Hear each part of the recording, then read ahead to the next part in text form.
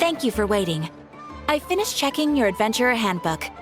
Here are your commission rewards. We have no other urgent commissions on the books at present. Thank you for all your hard work lately. Perhaps you two could consider taking a vacation. Amazing! Paimon never thought we'd end up having downtime in Krai. Things were pretty hectic when we first got here. Everywhere you looked, it was either the Wild Hunt causing chaos or the Fatui stirring up trouble. It felt like this whole region was one giant slime in a barrel, ready to go boom at any moment. Sure have. Things were looking pretty dicey, but in the end, we managed to turn it around. Whoa! Paimon just got deja vu! Oh, that's right. It's because we've done this like a million times now. Ah, yes. Are you two aware that the Moon Prayer Night is soon to take place? Oh, yeah! Llama told us that was coming up soon. Wait, why do you mention it, though? Do people in Nasha Town celebrate it, too? Paimon thought it was just for Moon Goddess worshippers. You're partially right. Most people in Nasha Town just see the festival as an opportunity to do business. They do not concern themselves with the religious element. The festival was first celebrated by the Frost Moon Scions. On this day, they would wear moon prayer blossoms and celebrate the birth of the moon goddess through song and dance. They would also prepare food and handicrafts and give them as gifts to others. Over time, it became Nod Krai's most lively festival. Oh, sounds like fun! Great! Well, in the meantime, since Catherine doesn't have any commissions for us, let's focus on some personal business instead. When we first got here, you mentioned that this was where your spaceship landed? We didn't get to follow up on it at the time, because we got wrapped up in that whole rare situation, but now we can finally start investigating it properly. Well, there's a saying Paimon's heard around these parts, which goes, if you lift up a rock, you'll find something you weren't looking for. By that logic, you'll never find what you're looking for while you're searching, but the moment you stop looking, it'll jump right out at you. Could be worth a try though, right? Anyway, Paimon suggests we focus on other stuff we want to do for now, and just keep an ear out for spaceship-related intel as we go.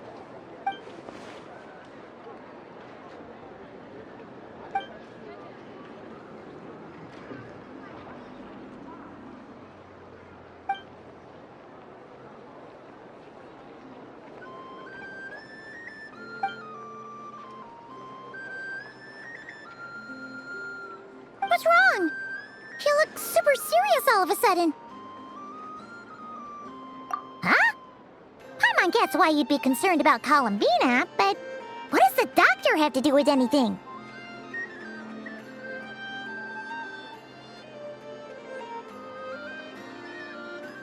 Oh, that's true.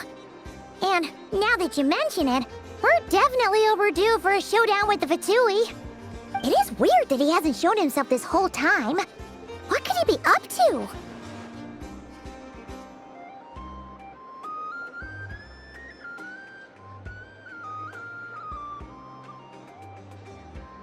True. Paimon would much rather deal with Marionette anyway. She says the meanest things, but when it comes down to it, she doesn't seem like a bad person. Maybe it's the pressure of being a Fatus? Especially as a Harbinger. Does she feel like she's gotta act tough to keep up appearances or something? But then, every time we headed out with Rarier, she always wound up having to repair Polonia and her other robots. That's gotta sting. Losing face always hurts more for people who care a lot about their image. She's probably still furious about it. What? Relax! She's not even here! Huh? What's the matter? Oh, nothing. Sorry, we'll be on our way now. Where are we again? Oh yeah, Columbina? Right, yeah, let's go see Columbina.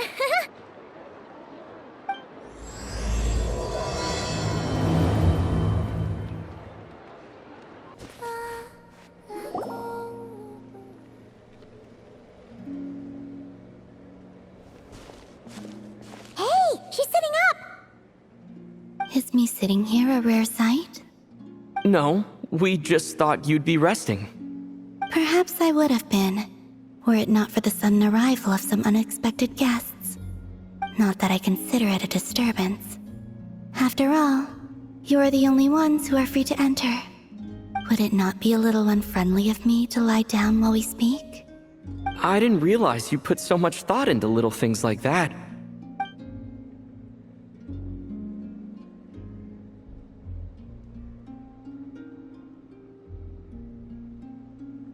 Only sometimes. There have been moments lately where I think about you and your companions. They are warm, mysterious, and cozy memories. Very few of my past memories are anything like that. They say that travelers return home bearing bags full of souvenirs. But my luggage was empty, and I believed it would stay that way. Return home? So, you're still planning on returning to the moon? Yes. This planet continues to reject me, reminding me that I do not belong here. If I remain into that, there will come a day that I disintegrate. And I don't mean reduced to dust, or turned into food for the flowers. I mean, I will cease to exist entirely. Alright then. Well, we're sure gonna miss you. But it sounds like we'll have to say goodbye. How do you intend to return? The moon prayer night is soon to arrive.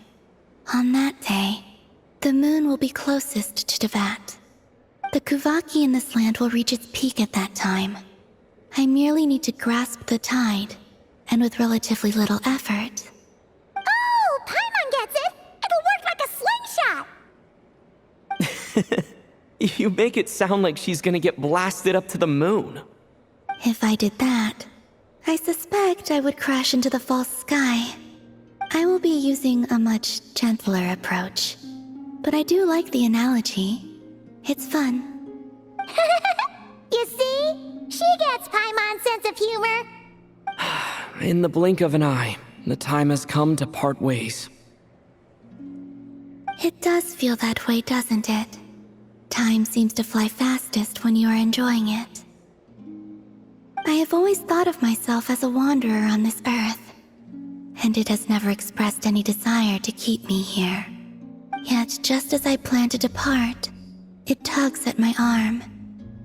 Is this a gesture of affection? Or is the world mocking me? Oh. Were you hoping I can answer that? Yes. You are a traveler, so you must have a lot of experience in this area. Then, what I would say is, enjoy the moment. That's right! Don't overthink it! Happiness is happiness and joy is joy! The point is to enjoy it, not analyze it! I see.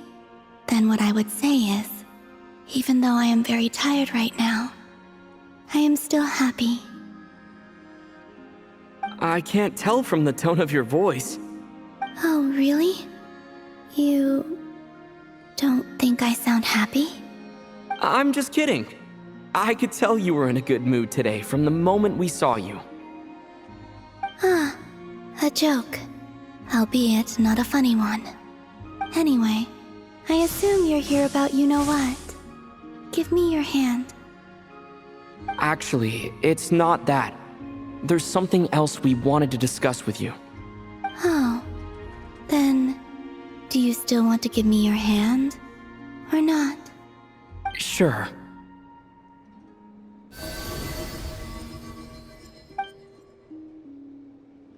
Thank you. So, I've heard that in the moon prayer nights of the past, people here would hold celebrations in the moon goddess's honor. Since you helped so much in our fight against the Rehir of Solnari, I think you deserve a farewell party before you return home. I haven't asked everyone else for their opinions on this yet, but I'd like to invite you to join the upcoming moon prayer night. I've never joined a moon prayer night before. I'm not sure what I would even do. Oh, don't worry about that! We take care of everything! everything. All you need to do is show up. Of course, there's no need to force it if you're not feeling strong enough. It's just, this kind of felt like a golden opportunity. But they call me Kutar, and the Fatui have an arrest warrant out for me. I shouldn't appear in public right now.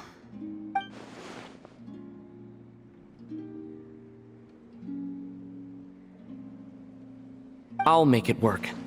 You have my word. Yeah, we got your back.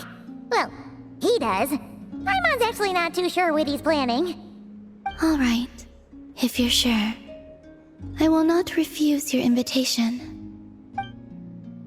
I suppose it wouldn't hurt to pack a few more sights from this world into my suitcase before finally learning what my homeland looks like. Oh, if you see Lauma, please tell her that my answer to the question she asked me is neither yes nor no. Rather, it is, there is no need. That was kind of cryptic, but sure. Guess it's between the two of you. We'll pass along the message. Bye for now.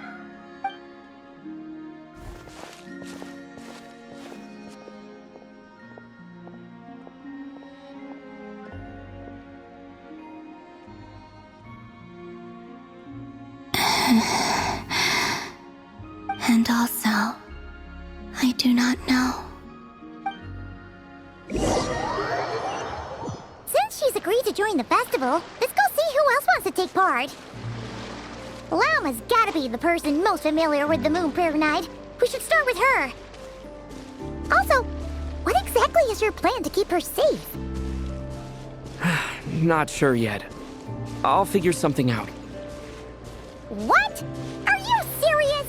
And Paimon even gave you her vote of confidence back there. When did you become so sneaky? Hey, Lauma! It's us! Huh? Varka? What are you doing here? Beats me. I had a bit too much to drink last night, and when I woke up, I was on Hisi Island. Mr. Varka is helping to oversee Nasha Town's preparations for Moon Prayer Night. He is here to go over some details regarding the decorations and custom cloth designs. Right, yeah, that too. What do you mean, that too? Yes. Celebrating this festival is a long-held tradition here in Krai. On this day, the crescent moon at the top branches of the verdant crest turns into a full moon, and the moon prayer blossoms bloom with a special radiance. Our people take these to be blessed omens. It's an especially welcome event coming off the back of all that nasty business with Rare. Everyone got put through the ringer recently, and now they're looking to turn their fortunes around. The big shots in town all agree that a big, lively celebration is just what we need to rebuild people's faith in this place. No wonder Catherine said the people weren't so bothered about the religious element. That's right. It's become more of a local custom by this point. The celebrations have little to do with whether the religious stories behind this event are true or not. Even the Frost Moon Scions are eagerly awaiting the coming of Moon Prayer Night, despite now knowing that their past beliefs were founded on a falsehood. That's fair. It's a bit like the Lantern Ride in Liyue. It's a chance for people to enjoy themselves, not debate the existence of the Adepti. Oh, one other thing. We just went to see Columbina. We went ahead and invited her to take part in the festival this time. Hope it's okay. Wait, so... you mean she agreed to it? Huh. That's quite a surprise. Then, I suppose that she intends to return to the moon on that day. Oh, yeah! It's kind of a complicated process, but basically, it's like a slingshot. I understand. In truth, I had a feeling that she might make such a decision. Well, if Kutar has decided to participate in the festival, we should prepare accordingly. Yeah, exactly. She She was saying how it could be risky for her to show her face in public.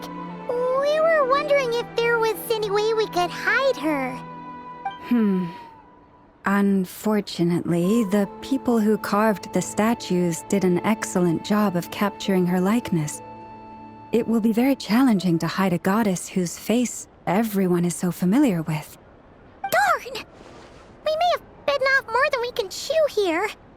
Nah, don't sweat the small stuff. We can handle that. Huh? Are you saying you have a plan? Not as such, no, but the most important thing with a festival is to keep the mood light and your spirits up. You can't go preparing for a festival with those long faces. You'll never convince anyone to enjoy themselves. The Mondstatter spirit is strong with this one. As it happens, I agree with Mr. Varka. Let's start by making our appreciation for Kutar the beating heart of the festive atmosphere. And who knows? Once we get the ball rolling, perhaps everything will just fall into place. Hey! Did you catch that? Llama said the thing! Or close enough at least. I'm looking forward to the Moon Prayer Night already. We have a festival in Mondstadt called Windbloom, and you can always tell which couples are celebrating it for their first time by the smiles on their faces. Big, beaming smiles like their whole face is glowing. And I have a feeling we'll get to see that same smile on the Moon Goddess's face at this festival. Not quite the same, surely. Anyway, I'll take care of business in the city, but I'll have to leave the decor up to you and the Frost Moon Scions. No one else can capture that traditional aesthetic quite like you guys. But lastly, there's the final key element that brings the festival to life. Companionship. Before you leave, let me show you something that we've been preparing. Mr. Varka had asked to see it already, so you may as well tag along. Also, I have some further questions about Kutar's decision. Huh! What's this? They sure look like they're having fun. I believe so. Kuhenki seem very skilled at playing drums like these, although I'm not sure where they learned it from. Maybe it's an innate talent? In their eyes, they're probably just playing with toys.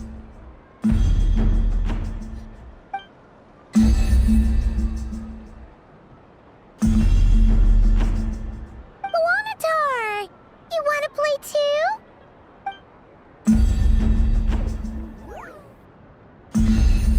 Yeah. She looks more confused than anything. Maybe we can teach her next time if we get the chance. What are these floaty things? Moon veils. We hang them from buildings in the city during the festival. When you look at the sky through them, it creates a lovely misty effect. Everyone seems hard at work. They are preparing items for Moon Prayer Night. For instance, the sculpture being made over here, Mr. Varka and I were just finalizing the details of where it will be placed. Ah, there she is. I didn't know the finished article would be so large. Not to worry, though. All the necessary arrangements have been made. Just let me know once it's ready, and I'll get some people to ship it over. You have my thanks. And over here, we are preparing a very traditional confection. Oh, look at all these colors! It looks great! Can Paimon try one? Of course. I have a feeling you'll like it a lot. You bet! Sweets and treats are Paimon's favorite! If you included those in the Feast of the Moon, I bet Paimon would have joined the Frost Moon Scions by now. There will also be verdant crests like this present in Nasha Town during the festival. The timing of Moon Prayer Night is not completely set in advance. We make a rough estimate, then observe the changes in the verdant crests and Moon Prayer blossoms to guide us. As such, the wait itself is a fun feature of this particular festival.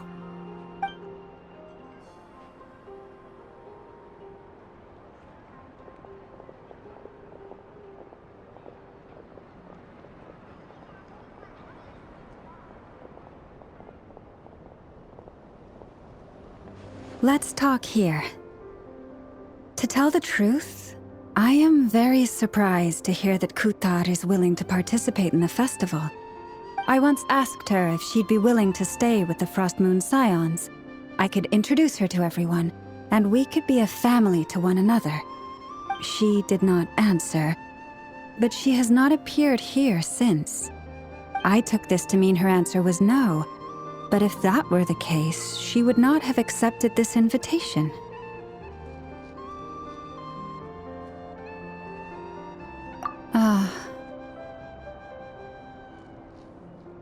I see. Maybe she is right. Maybe the Frost Moon Scions of today no longer need a moon goddess. But my wish was not for her to come here and be worshipped as a deity. I simply wanted to offer her a place to stay. I'm sure she believes that showing herself here might invite Fatui intervention, and as such, she does not wish to cause us trouble. But what really pains me about all this is that this is her birthplace. She ought to belong here, yet no one has been able to grant her shelter. I think I'm qualified to weigh in here. When someone's about to depart on a long trip, what they need is blessings, not burdens. We should wish her the best, not make the journey harder than it already is. Anyway, she's agreed to attend, hasn't she? All we need to do is simply respect her decision. I see your point. Yes, she will soon depart after all. Our job is to leave her with some happy memories. Besides, who's to say her journey to the moon is a one-way trip? It's not like she can't come back and visit if she wants, right? Paimon agrees wholeheartedly. Festivals are all about having fun, so let's keep it simple. All right, I'm gonna head back to Nausea Town soon. Want to come with? I'm guessing you have some other folks to visit there. Sure thing, let's go! Bye for now, Wilma! Thank you all. Goodbye.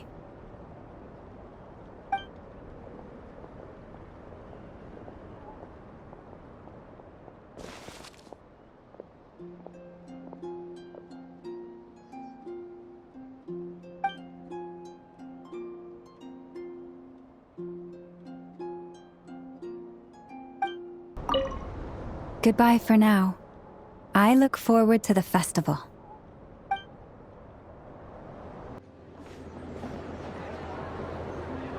Huh? Hey, over there! It's Duran and Albedo with twins! What could they be chatting about?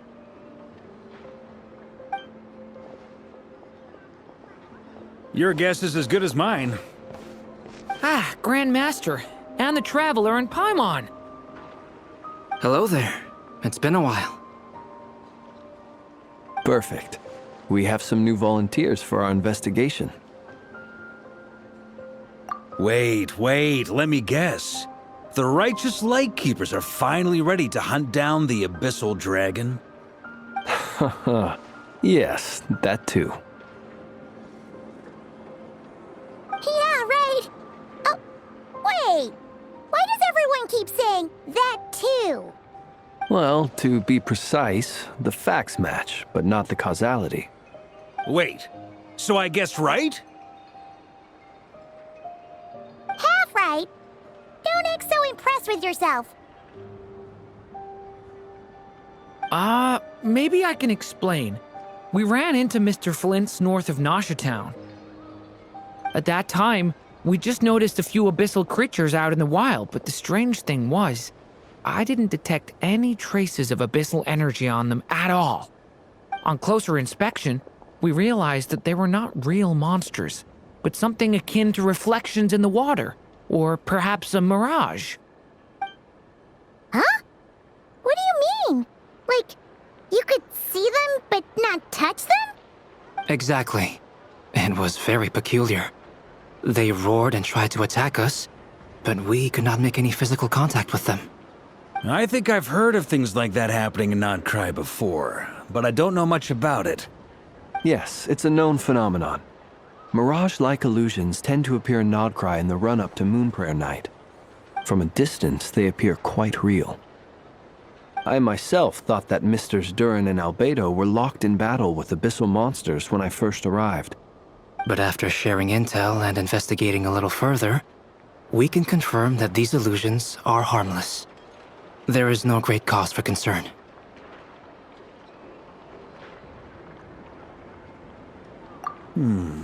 All the Mirage stories I've heard are either animals, rocks, or small houses. Abyssal monsters, though? That's a first. It's a first for me, too. So I'm planning to look into it further just to be on the safe side. I intend to inspect a few more locations. What about you two? Any plans? Alice contacted me a few days ago. She'd like me and Durin to assist her with an experiment. But we lost contact shortly after receiving the message. I'm sure that comes as no surprise to anyone familiar with her. We don't know when the wind will blow, yet when the wind blows, we will know. That, in a nutshell, describes how Alice operates. Yeah, that tracks. Okay. Well, I suggest we investigate this Mirage business in the meantime. It's piqued my curiosity, and I'm pretty sure I know someone who will already be 10 steps ahead of us. Well said. Right? Whatever's happening in that Krai, she always seems to be the first one to know. Let's go see what she knows. We can invite her and her staff to the festival while we're at it.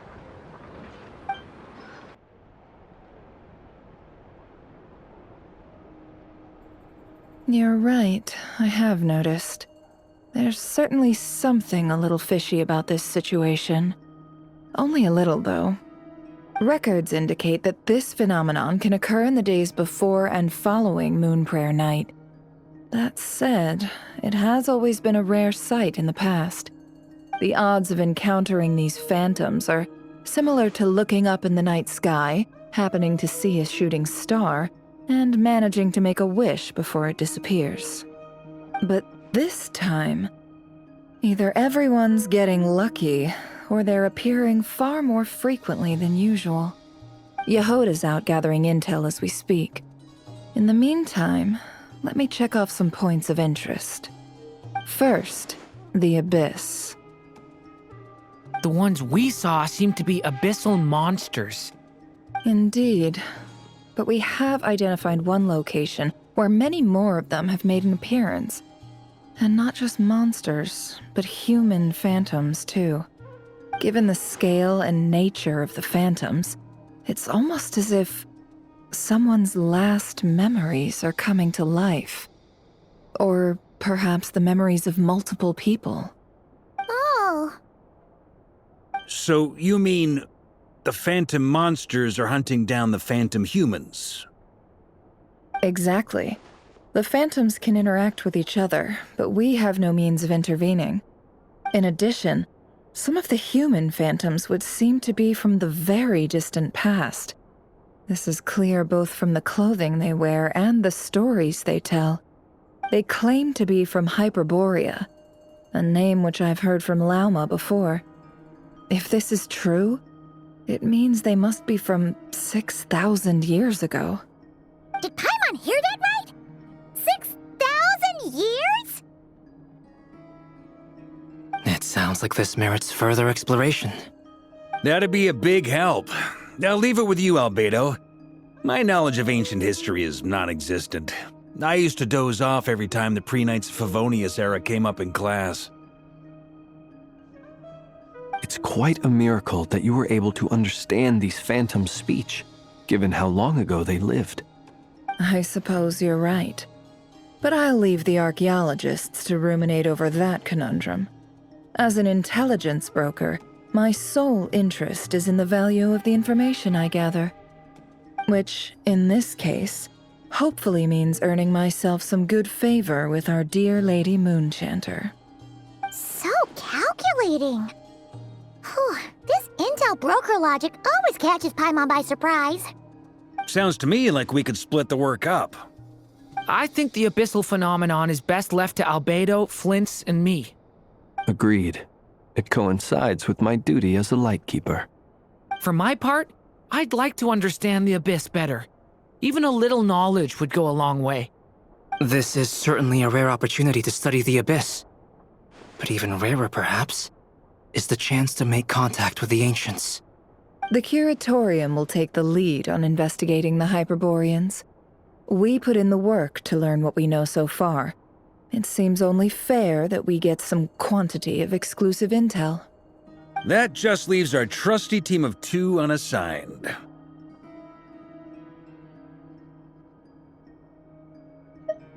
Since you became an honorary knight, of course. This was part of my grand plan all along. Ha ha ha! Oh yeah! By the way, we managed to convince Columbina to come to the Moon Prayer Night celebrations. Would you and Yehoda like to join too? She agreed to that? Huh.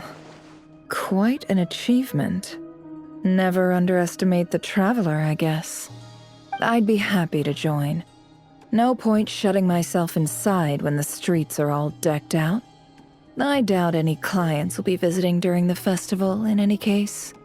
And Yehoda loves a party, so I'm sure she'll jump at the opportunity. No. No! No! No! No! No! No! No! No! No! Way to contradict me in front of... Wait! No, that's not what I have bad news, boss! So many people. Alright, everyone inside! Quick!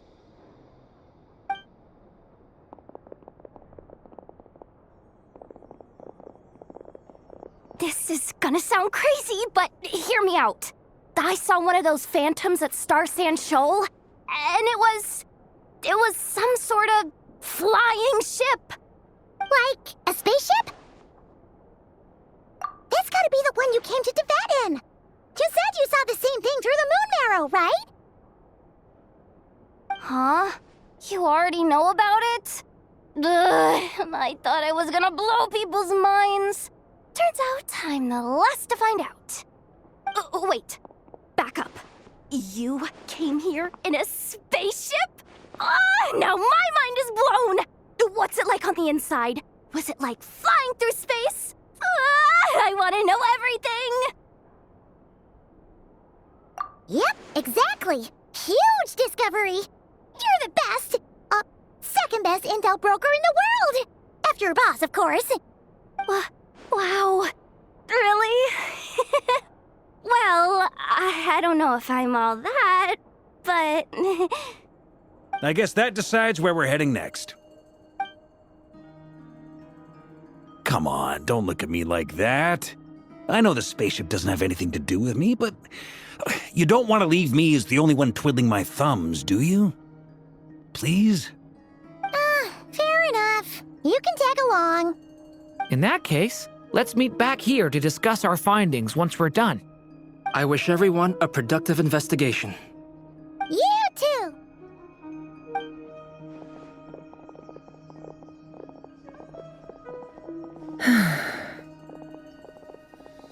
What's up, boss? Aren't we gonna head out? Tell me, Yehoda, when did the Curatorium start giving out intel for free? Oh, sorry, boss. We can't unshare information any more than water spilled on sand can be put back in the bucket. I'll just have to balance the books some other way. Please, boss. There's gotta be another way. Who knows? Depending on what they find, maybe this will work in our favor. Please don't find me. Please.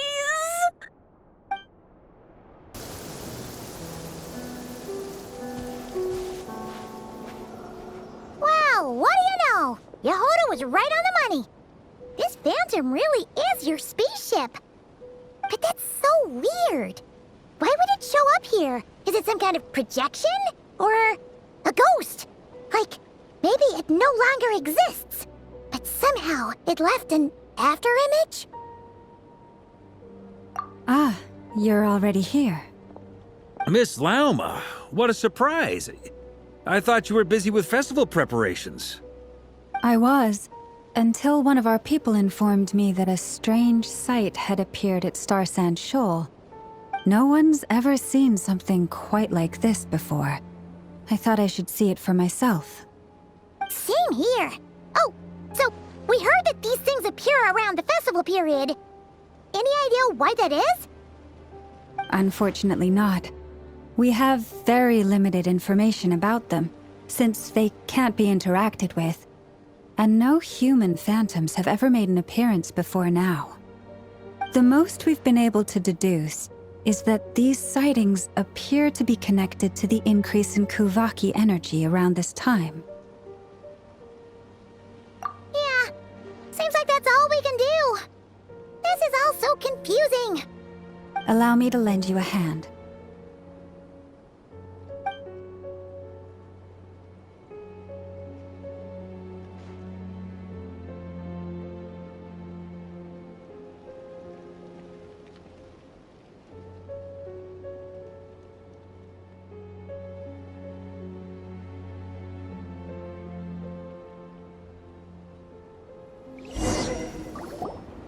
Everyone, our friend here should be able to provide us with some information. Is that a phantom rhymehorn deer? I've heard about how the Frost Moon Scions live in harmony with the animals and can even communicate with them. That's coming in handy now, for sure. Okay. Yes, I understand. Then how about this?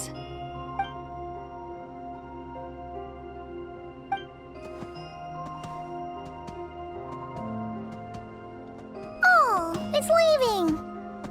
It appears to share our curiosity about this giant spaceship, so I asked it if it wouldn't mind investigating along with some friends. In return, I told it about some nearby spots where the wild fruit grows abundantly. We may live in a different era from these phantoms, but I trust that the terrain, climate, and ecology here are more resistant to the effects of time than some things are. Let's give them a moment and hope for the best.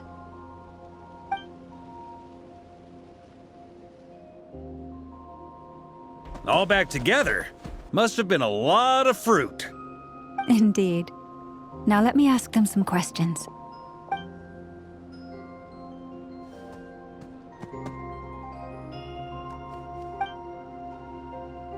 It did find a lot of wild fruit.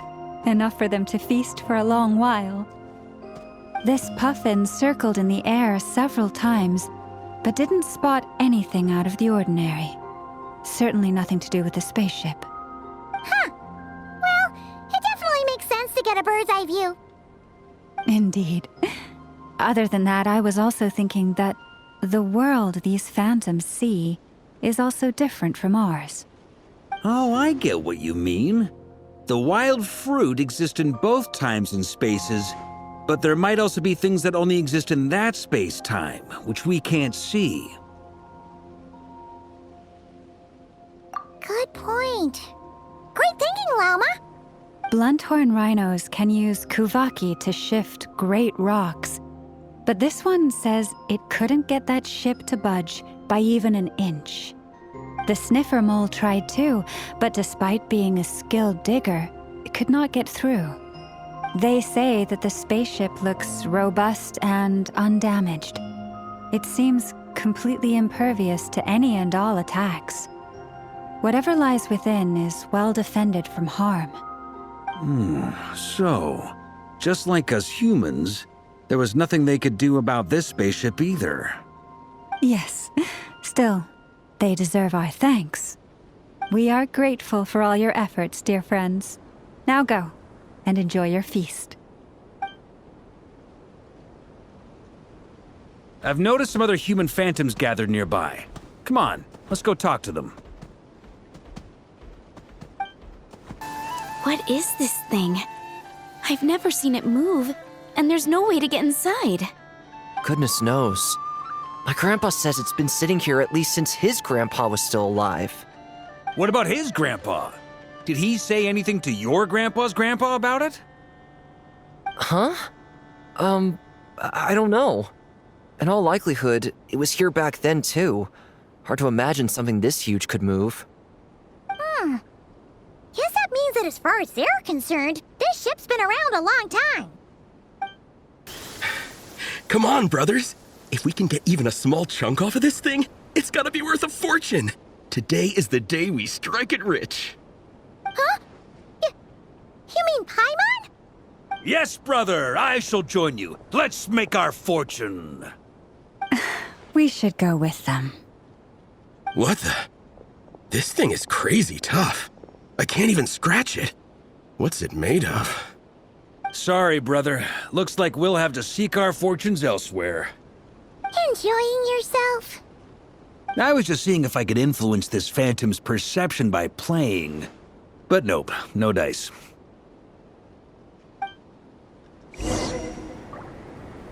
I'm sure we're all starting to build up an idea of what's going on here now that we've spoken to some of the people.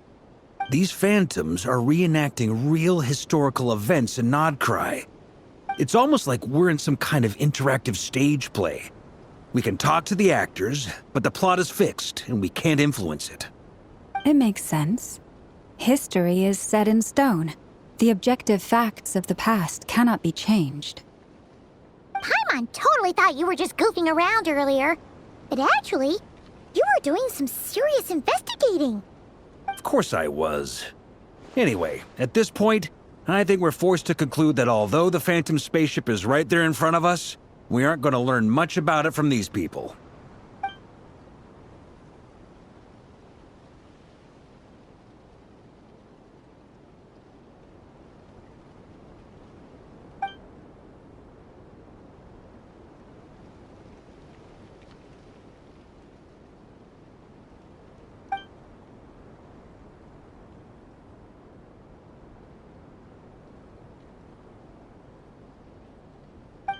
Don't be discouraged.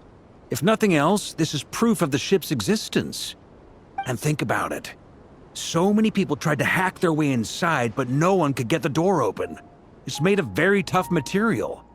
To me, that says that we'll either find the ship itself or the story behind it. It's just a matter of time. Huh. Every now and then, when Varka gets serious, he actually does seem like Grandmaster material for once. I wonder how the others are doing. Let's head back for now. Sounds good. Also, drinks are on me if Team Knights of Favonius is the first to finish. Wait, we have a team name now? Am I in Team Knights of Favonius as well? You're very welcome to join. We've even got a cathedral ready for you. Isn't that technically blasphemy? You wouldn't dare make a joke like that if Barbados was in earshot. Nah, I'm sure Barbados doesn't mind a little harmless blasphemy once in a while.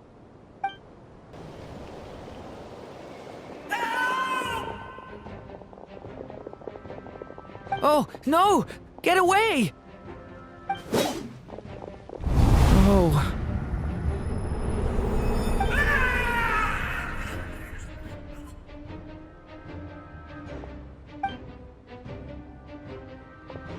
I know it's hard to stomach, Mr. Duran. But as I'm sure you've noticed, there is nothing we can do to intervene in that which unfolds before us. But we have to at least try. And try you have. But are you aware of how many unsuccessful attempts you've made now? I wasn't keeping count. I'm afraid this is the 39th failure so far. Or the 5th if we're only counting this particular victim. There are no indications that these phantoms may be altered in any way. You seem to have calmed down a little. I'll make us a fire. You should rest and have some water. Feeling any better now, Mr. Duran? May I ask a few questions? Be my guest. What exactly are we witnessing here? What happened to those people? My guess would be that we are seeing Krai during the Conrian Cataclysm. Would that be accurate? Conria. That is correct. As you know, once the abyss senses even the tiniest crack, it floods in and spreads like wildfire. There was a time in the distant past when it permeated all of Krai, causing immeasurable harm. The people paid a terrible price to heal this land. Then, 500 years ago, the whole of Tevat suffered an abyssal disaster. Once more, Krai was dealt a devastating blow. I see. In the face of the abyssal onslaught, all were like grains of sand tossed around by a tidal wave, be they human, fae, or god. The moment you witnessed is but one drop in a whole ocean of catastrophe. All right. I guess that answers my second question, too. I wanted to know why there's nothing I could do to help them, and that's because what we are seeing is history. That would be my guess as well. As I understand it, history and fate are not all that dissimilar. The latter may be unseen to us, but both are immutable. Yes. Fate was determined long, long ago. I still have a couple of other questions for you, Mr. Flint's. You mentioned more than one abyssal disaster that has struck this land in the past. How can you be sure that what we're seeing is from the Conrian incident?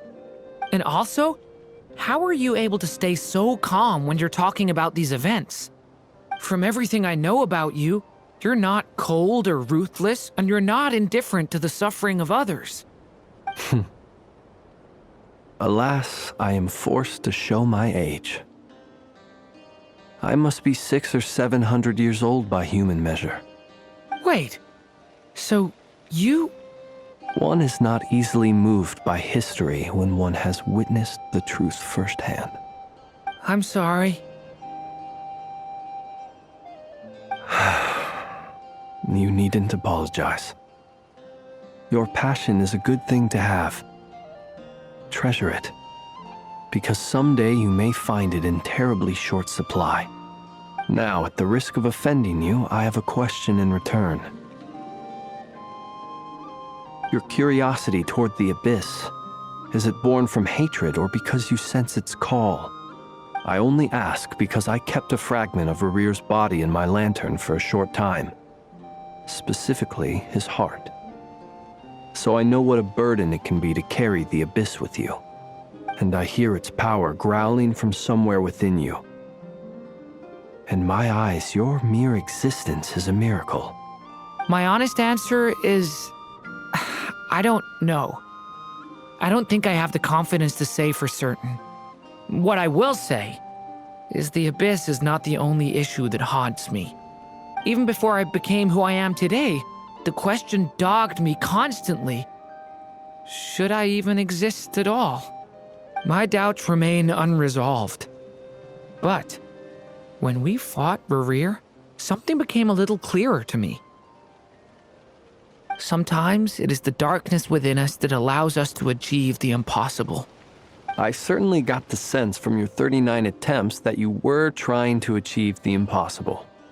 It sounds like you've resolved to see the truth for yourself. Absolutely. In that sense, he and I are quite similar. Then I wish you every success. I look forward to the day of your transcension. Well, if everyone's caught their breath, I suppose we should head back. Oh, and one last thing. I'd appreciate if you kept our discussion about history a secret. Incredibly, our separate investigations led us all to the same conclusion. Hooray for consensus! Yeah, but we barely learned anything, though. I totally thought this would be the mother lode. Talking with the ancients? I mean, come on! But nope. All we got was useless snippets of conversation. And all this stuff about moons and hyperopia. What a load of baloney. Seems like people back then had a few screws loose. I understand your frustration. We found the same issue. Each phantom only showed a very brief moment in time. There isn't much value to be found in these miscellaneous fragments of a civilization's history, no matter how glorious it may have been. If there's a silver lining, it's that these phantoms are harmless to the present reality. They shouldn't get in the way of the festivities. Paimon agrees. And not just because it's the first thing she understood in this whole conversation. You look disappointed, Nefer. Is something the matter? What do you think? We all worked our tails off, but the only one to gain anything from it was you, Lady Moonjanter. Well, please do share the Hyperborean records with me. I will gladly inscribe them in our people's documents. Oh, duh! Yeah! That was it! Hyperborea! Hyperborea. I'm serious. Only an expert in the Frostmoon Scions and their history can turn these records into valuable research material. The alternative is to let them gather dust on the Curatorium's storage shelves until the pages turn yellow. Nefer, you're wise enough to know that cooperating and sharing the profits is the best course of action here. Well, that goes without saying. Sure, let's do that. Huh? But didn't you say we aren't supposed to give out intel for free? Sorry. Shutting up. Now is not a good time to push Nefer's buttons. Anyway, back to Moon Prayer Night. I'm thinking that we should prepare something a little special, aside from the usual decorations and so on. You mean a parting gift? Can't go wrong with food. Although, does food go bad on the moon? Perhaps a lantern would be a better choice. It might be dark up there. It could prove difficult to light a lantern on the moon. Magical stones might serve that purpose better. What about a clockwork mecha model from Fontaine? I've got a whole bunch at home. I use them for fighting practice in my free time. None of these sound like things she would be even remotely interested in. But we don't interact with her enough to know what she likes. Yeah. It would really save us the guesswork if someone could find out what she's into. Wait, what the? Traveler? They're all looking at you. Great! Haha, problem solved. Now, I need to stop by Dory's. Gonna need her help sourcing a bunch of stuff for the festival. Then let's leave it there for now. We all have our own business to attend to. Traveler, if you find out what Kutar likes, let us know right away.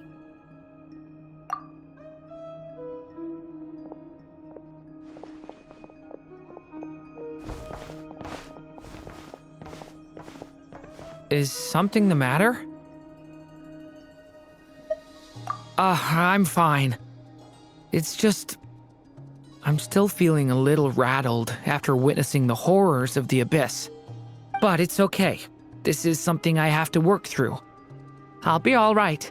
Thanks for your concern.